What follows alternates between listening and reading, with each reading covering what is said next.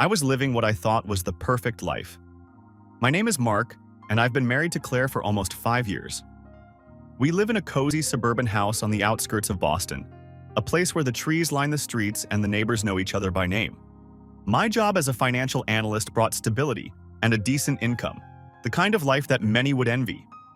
Claire and I met in college, back when everything felt possible, when dreams seemed within reach, and love was the most intoxicating of them all.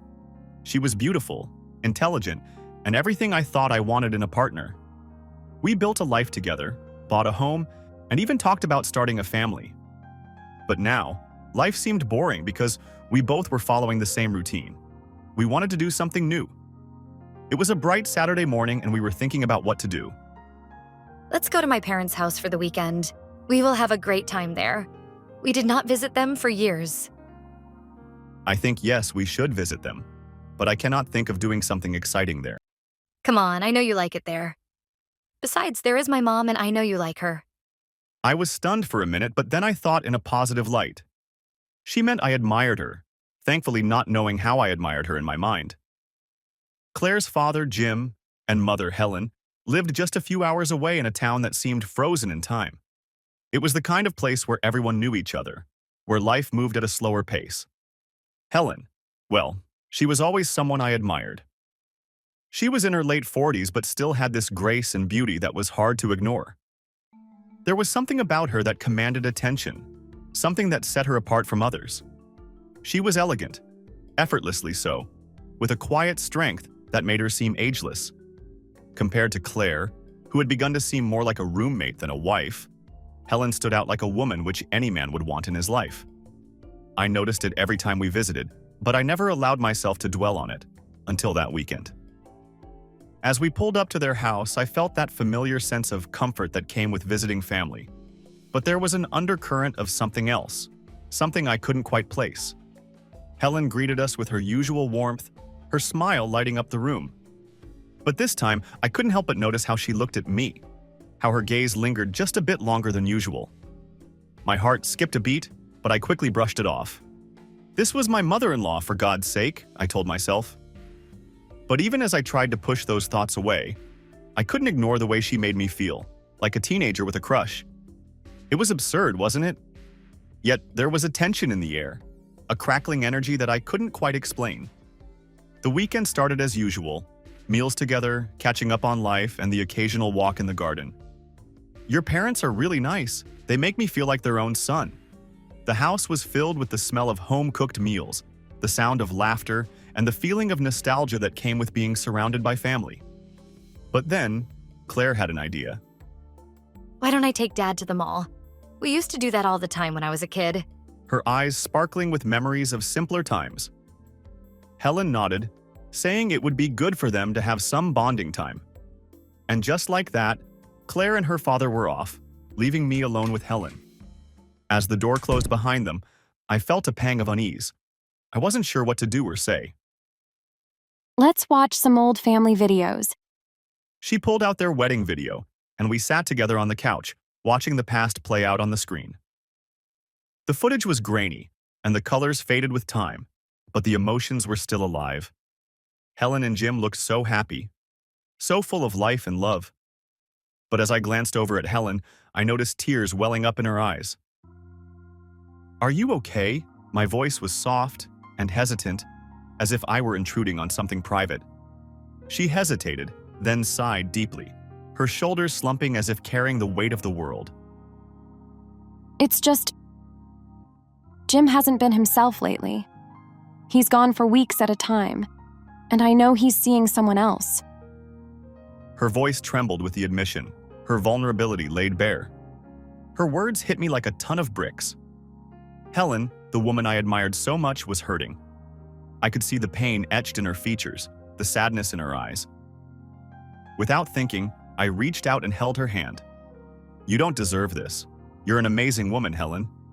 If you ever need someone to talk to, I'm here. Anytime."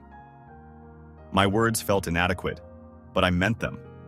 I wanted to ease her pain, to be there for her in any way I could. Her hand in mine felt so natural, so right, yet so forbidden. I should have pulled away, but I couldn't. We sat there, in silence. Her hand warm in mine, the air thick with unspoken words and unshed tears. There was a connection between us, something deeper than I had ever felt before. It was as if all the unspoken emotions, all the longing and sadness, had found an outlet in that simple gesture. As the evening wore on, the atmosphere grew heavier, laden with the weight of things left unsaid. I found myself drawn to Helen in a way that I couldn't explain, a magnetic pull that I couldn't resist.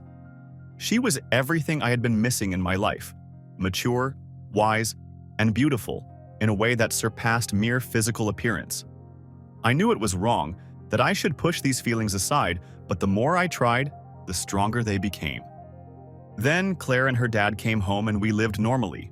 We spent a nice weekend there and came back home. But everything was running in my mind. A few weeks later, I got a call from Helen. She was alone again. Jim was off on one of his business trips. She sounded so fragile, so desperate. Mark, could you come over? I don't want to be alone tonight. Her voice was laced with fear and loneliness, a plea that I couldn't ignore. I didn't hesitate. I told Claire I had a business trip, packed a bag, and drove to Helen's house. The entire drive, my mind was a whirlwind of thoughts and emotions. I knew this was a line I shouldn't cross, but I couldn't help myself. The pull was too strong. When I arrived, she looked more vulnerable than I'd ever seen her. Her usually composed behavior was shattered, replaced by a woman who was barely holding on. We spent the evening talking, but there was a tension in the air that neither of us acknowledged. Every word, every glance was charged with an intensity that made my heart race. As the night wore on, she asked me to stay. Just until I fall asleep. She was scared, and I couldn't say no. There was a part of me that wanted to protect her, to be the one she could lean on in her time of need. But there was also another part of me, a darker part, that wanted something more. I'll sleep on the couch here. You can sleep in your room, Helen. But she seemed scared. If you stayed here, I would be still alone in my bedroom. She wanted me to be with her in her room until she fell asleep. I think, okay. We lay there in the darkness, side by side, not touching but close enough to feel each other's presence. The silence was deafening, filled with the unspoken tension between us. My mind was racing. This was wrong, wasn't it? But at the same time, it felt so right. Helen was beautiful and feminine, and at that moment, she needed me. I couldn't turn away from her, not now.